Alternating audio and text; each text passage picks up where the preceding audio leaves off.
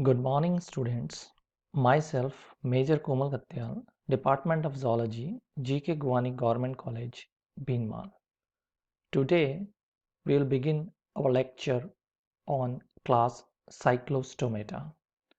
The term Cyclostomata has three different words jointed together to form this word. Cyclo means rounded, stoma means mouth, and eta means those animal in which such kind of mouth is present.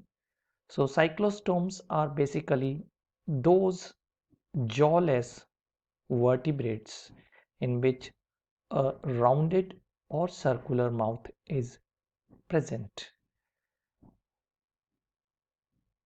Now, beginning in the lecture, first we will discuss about the two division of the vertebrates. As you know, we use two terms. One term is known as the chordata and the second term we use vertebrata. Now chordates are divided into two. One, the acraniates, which we have already discussed about protochordates, and second, the craniates, in which the brain box or cranium is present. In case of craniates, generally the notochord is partially or fully replaced by a vertebral column. So vertebrates are those chordates in which vertebral column is present in the adult stage, but there are certain vertebrates which are known as the lower vertebrates in which notochord remains persistent. On the basis of jaws, paired fins and scales, they have been divided into two divisions, and the one division is known as the Agnatha. A means absent, Gnatha means jaws. So those animals which lack true jaws or paired fins or scales generally comes under the division Agnatha of vertebrates. They generally possess a medial nostril and medial fins. It means unpaired fins are present.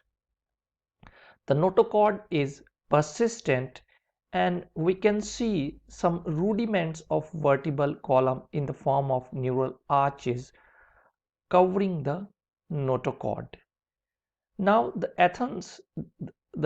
anathans have been divided by some authors into two classes. One class is known as the ostracodermi, which is totally extinct.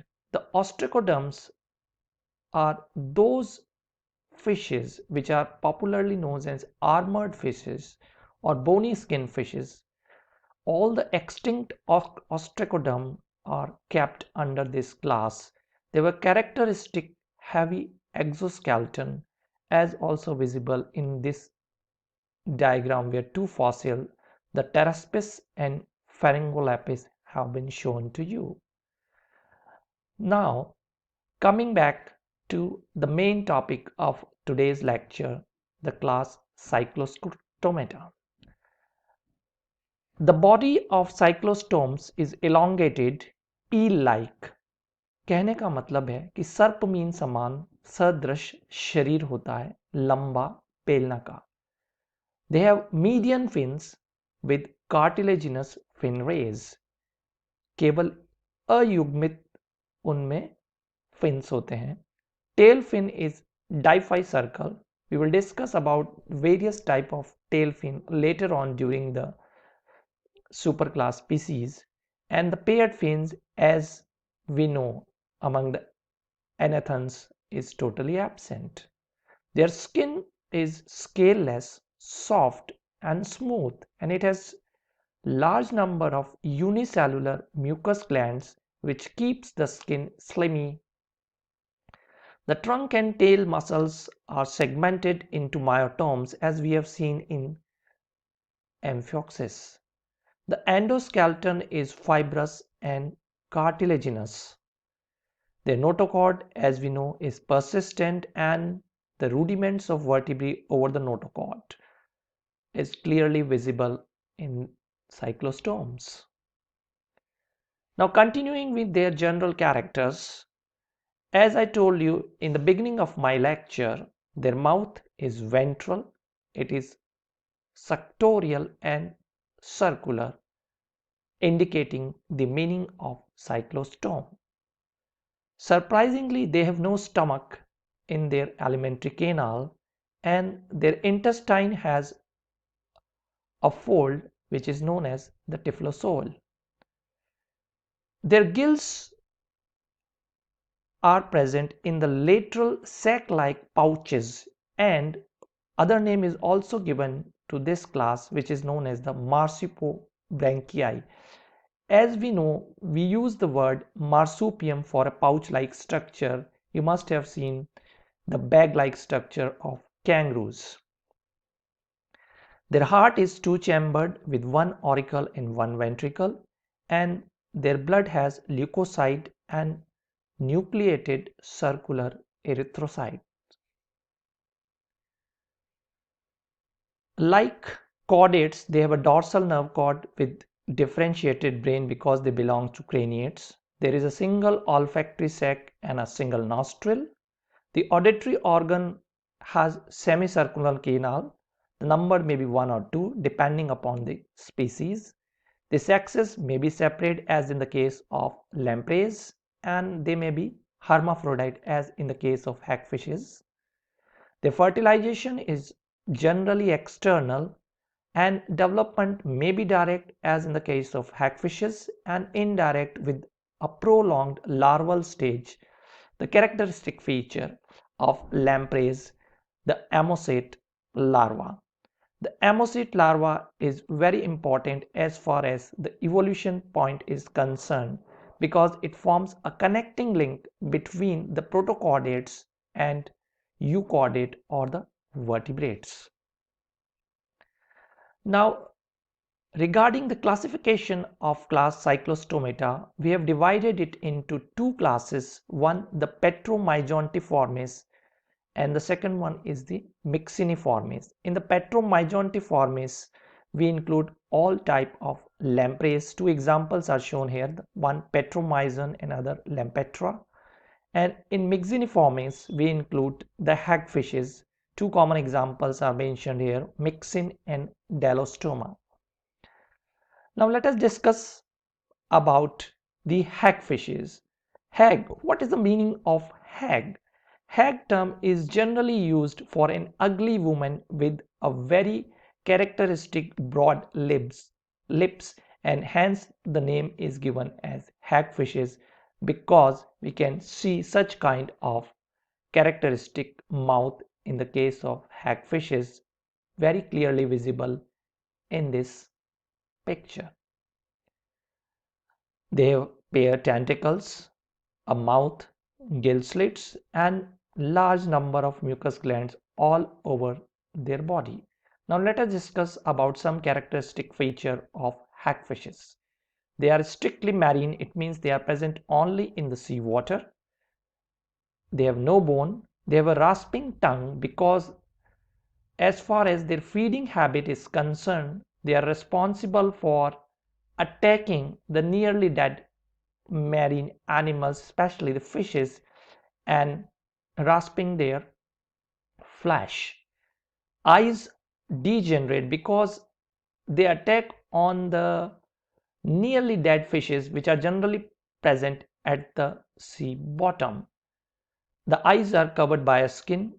There is no pineal eye or only single pair of semicircular canal is present as far as their auditory organ is concerned. Since their life is not as active as in the case of lampreys, they don't have any lateral line organs. They have 5 to 15 pairs of gills and partially open circulatory system. The holonephros and neotenic pronephros, these two terms have been used regarding the characteristic feature of their kidneys, and as we have already seen, their large number of slime glands are present in their skin which secrete copious amount of mucus. It means large amount of mucus which makes their skin very slimy or slippery.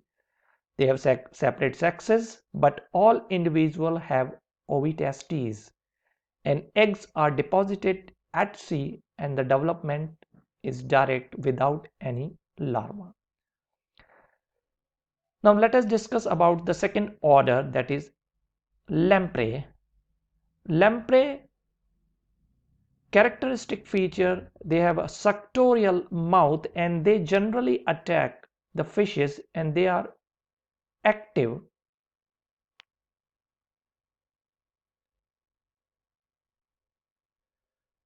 Now the first characteristic feature is the presence of oral disc or buccal funnel with epidermal denticles, as we have just seen in the suctorial mouth, and they have also a rasping tongue because they are active predatory parasites.